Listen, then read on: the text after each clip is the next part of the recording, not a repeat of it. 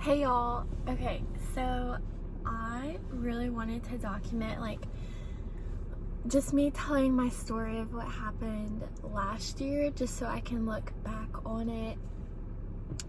Because there are some big life changes and it's just really a crazy story.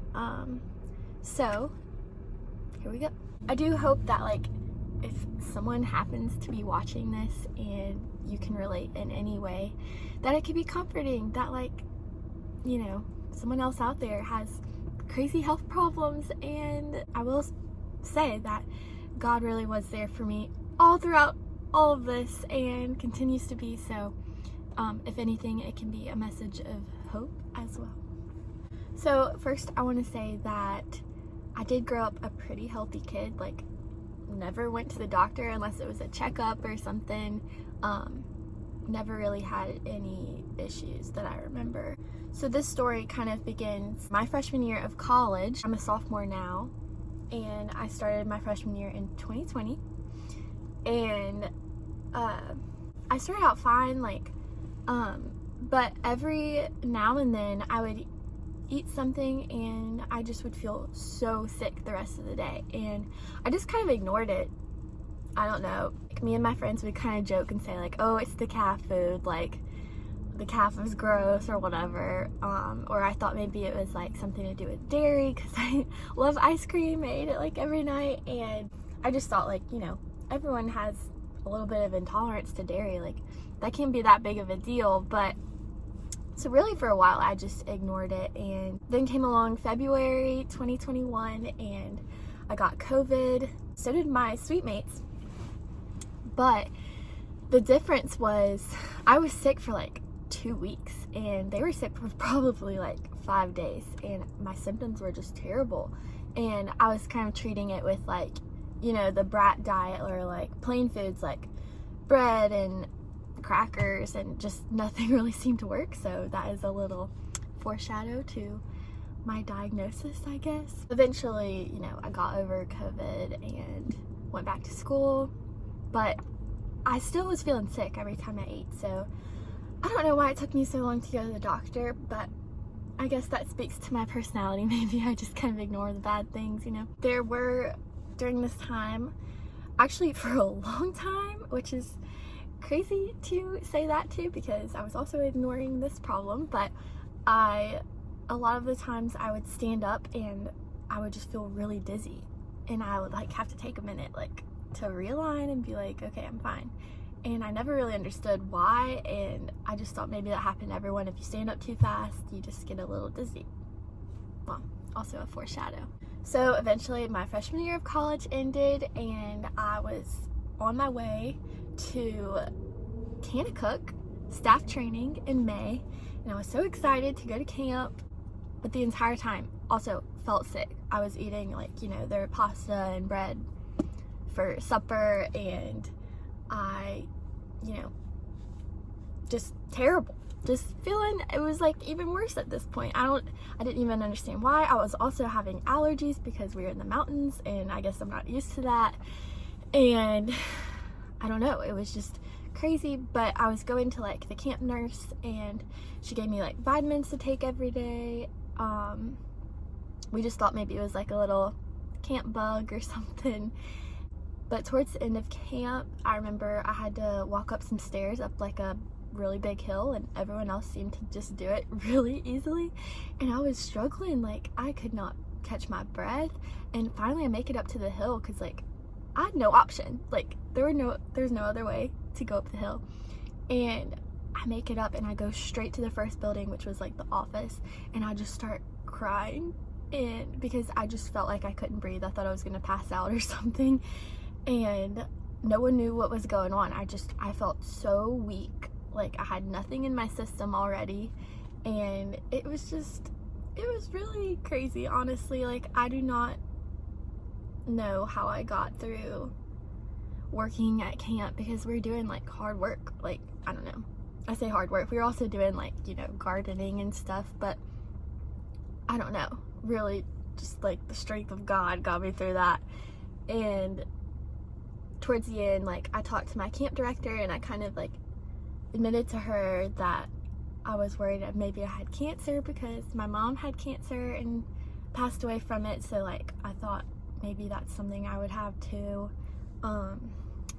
But eventually I got to go home. I was so ready to be home and be sick at home, not be sick at camp. And I realized I lost like 5 pounds. So my normal was like 120, 125, like somewhere around there.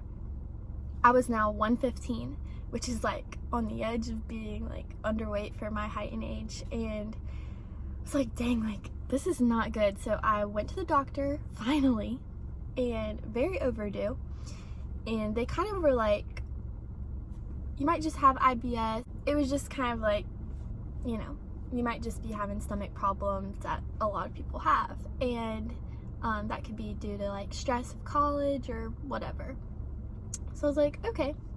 But I also, thank goodness I mentioned, I was like, you know, I might be anemic because I just feel very weak, and I feel like, you know, maybe that's something that people with anemia have. And I kind of really did not think that was a big deal because I thought like every girl had anemia, I don't know.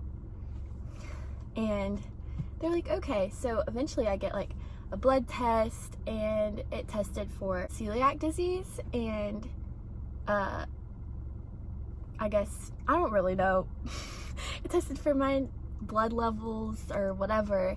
So I just continue my normal life at home. Eventually I get a phone call, and they're like, hey, you have celiac disease. And I was like, okay.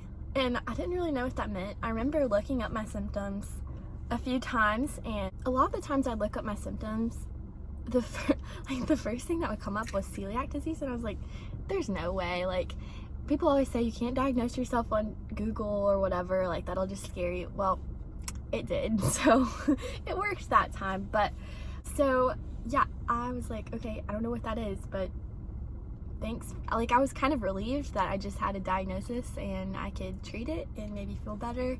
So the rest of the day I'm like researching, you know, what's gluten, what's not, what can I eat, all of those things. And I remember I made biscuits for breakfast that morning, and I still ate them because I was like, you know, I just didn't understand that it was that big of a deal. So I will say that gluten is wheat, barley, and rye. It's hidden in a lot of things that you would not expect, and which is really hard and frustrating sometimes because I can't really go out to eat that much because I also have to look out for cross-contamination. And if I get gluten in my system, it was making like the villi of my intestines like go flat. So that meant I was not absorbing nutrients, which connects to my next diagnosis of severe anemia. So they're really worried about me because I was just not absorbing the iron, you know, because of celiac. And so I started being set up some iron infusion appointments with a hematologist, or, you know, and it's like, oh man, like I went from never getting poked with a needle, like I was scared of needles and shots and everything, and to having iron infusions. And so that just meant I had 2 separate ones. The first one, it went fine. I just put the little thing in you and you sit there and wait to be iron infused. And for some reason the second one hurt a little bit more.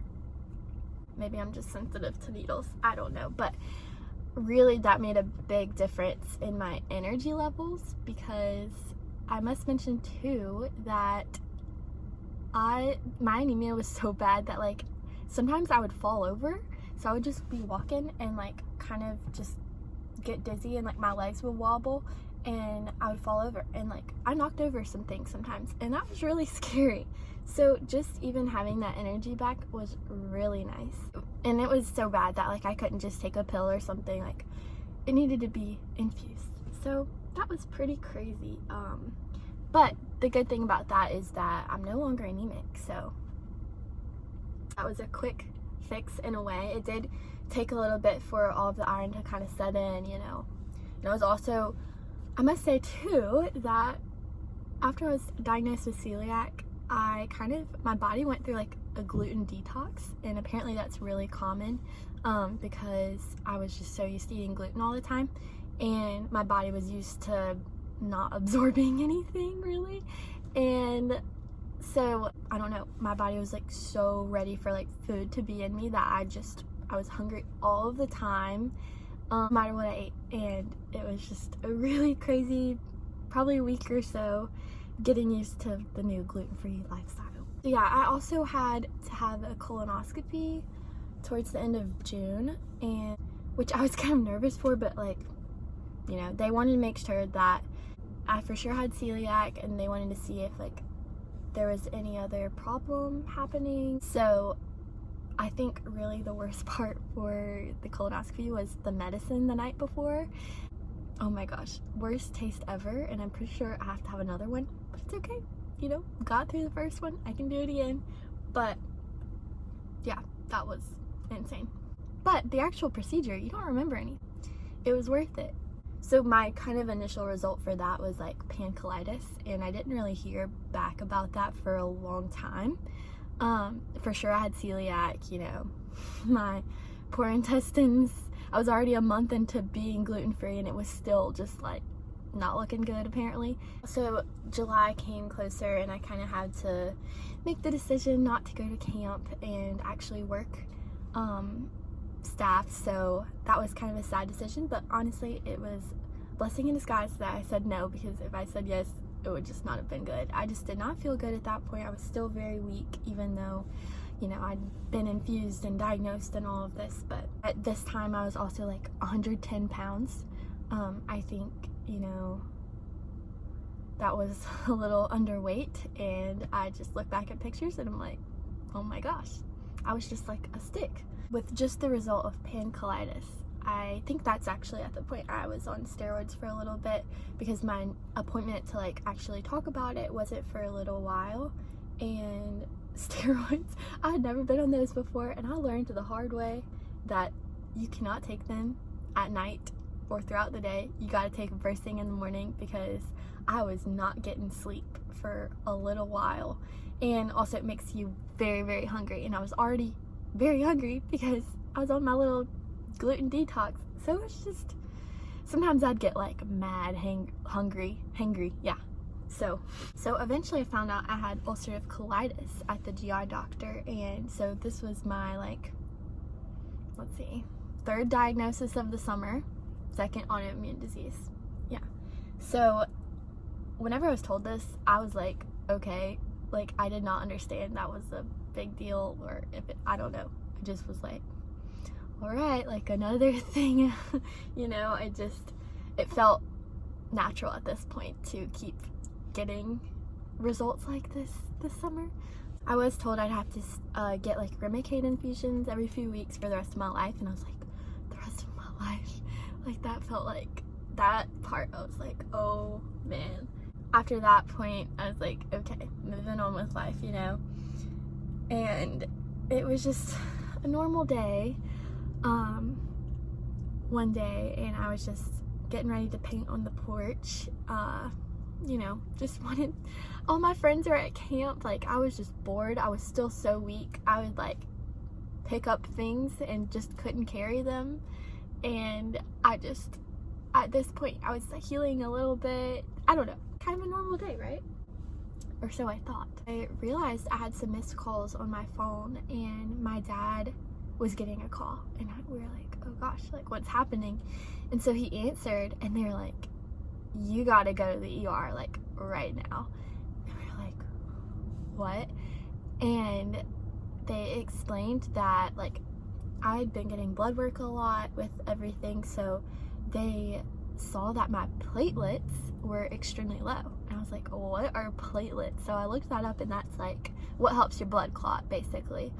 And so they said they were like at 2,000. The normal range for platelets starts at 150,000. And I was like, wow. So they wanted me to hurry and go to the ER and get some kind of maybe blood infusion, transfusion, I don't know. So we were getting nervous, but then like they're like, hold on, wait. And all my doctors were communicating, and eventually my doctor was like, okay, we're gonna check and see that if your platelets are actually this low. Like, go get blood work again and see what's up. And so I think I'm gonna have to finish the rest of the story later, so part 2 coming up.